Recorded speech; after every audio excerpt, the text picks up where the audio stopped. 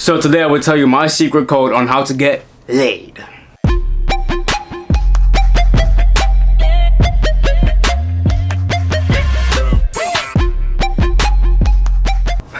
Yo, I wish I had my secret code. Honestly, fellas, if you know somebody that has a code that will guarantee you to have sex, you better take him forever. Because if it really works, then that's just incredible. Honestly, I don't think nobody has a secret code that will guarantee you sex. So I gathered up 5 different steps that will help you get laid. But honestly, guys, every single situation is different. So in order to get into that sexy señorita's pantalones, or you can say underwear, you have to know several things before you can do that. So the first step is make sure your grooming game is on point. Let's say you follow all the steps throughout the video and finally you're doing it in real life, and it gets to that point where you're actually about to have sex with the señorita, and let's say she rips off your clothes intensely and she sees a jungle. It might not end well. She might back up and go back home. But honestly, guys, make sure your shaving game is on point. Make sure you don't have long pubes, because honestly, I think women find it attractive for guys to have very long pubes. You have to be that sexy macho man that you are. Trim it down a little bit. Make sure it's safe. Make sure it's a safe zone for her to get next to it. Remember, I'm not saying to shave it completely off. I'm just saying trim it down a little bit. Don't make it look like my head of hair down there. Just trim it a little bit. Make it safe for her to feel comfortable, and making sure that she finds it attractive with just that little bit of hair you have down there. Step number 2. Make sure you have incredibly sexy undies, because when you're about to have sex, you want to make sure that the undies you are wearing is fitting you sexy. You want to impress a girl before you take off your undies. Boxer briefs is one of the key underwears that guys need to wear before they have sex, because it's tight fit. It shows your shape down there, so it gets the girl excited. It makes her want to see more. It makes her a little bit more curious about what you have under those undies. But let's say you're having those old baggy underwear, the boxers as they call it.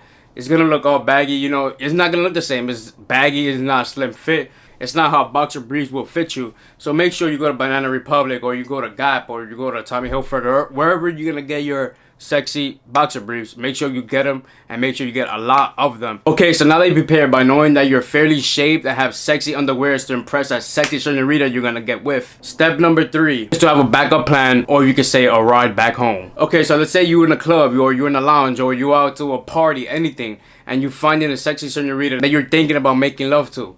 You have to make sure you have a backup plan to go along with it. Like I said, all these steps don't guarantee that you're going to have sex. So that's why you need to have this backup plan. Make sure you have a ride back home. I suggest downloading Uber or downloading Lyft, or just calling your local taxi place, I guess. And make sure you're having a ride back home, because if that sexy señorita says no, that means no and you failed. So you can either go back home, or you could try a different sexy señorita that you see in the club or in the lounge or in the party, wherever you at. But this is where it becomes interesting, because this backup plan is also good to have if you succeed. So let's say you did find this sexy señorita, you danced with her in the club, you got all together with her, you started making out. Now you want to take it to the further step, which is to have sex. You have to make sure you're not taking the train, or you have to make sure you're not going to take local transportation with this girl.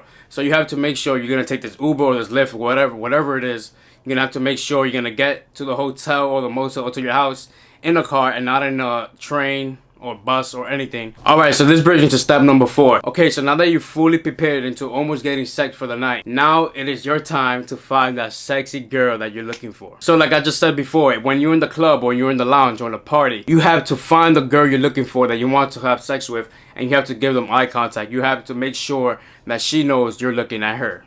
Okay, so let's say you're in the club right now, you're drinking, you're having fun, you're on the dance floor. First of all, don't go too crazy on the dance floor. Don't start acting like a sloppy drunk ass. Make sure you just had a couple of drinks, not too much that you're drunk, but make sure you know what you're doing. Make sure you know how to dance. That's also a key step. Make sure you know how to dance.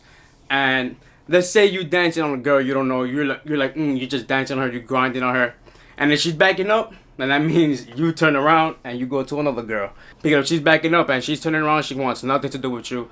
So now is your time to target another female. Okay, so now you found the female that she's finally dancing back with you. You guys are grinding, you guys are doing your thing. Now it's the time to get a little bit more freaky. Now that you guys are grinding, you touch a little bit more. Now you're going to see where this is going. She's gonna know where this is going. And now you make sure you're looking at her. You guys are dancing. Make sure you're looking at her, you're giving her eye contact. Make sure you get a little bit closer than usual. And then you start having a little short conversation, not too long, because you don't want to do too much talking. You want to do more action. Alright, so this is where step 3 comes useful now. Now that you know you guys are doing your thing, you guys are grinding, you know, she's feeling you, you feeling her. Now this is when step 3 comes useful. You have your Uber or your Lyft ready in order to pick you up to take you to your location, which will probably be the motel, or if you live by yourself in your house. Doesn't matter where, as long as you have a safe place on doing it.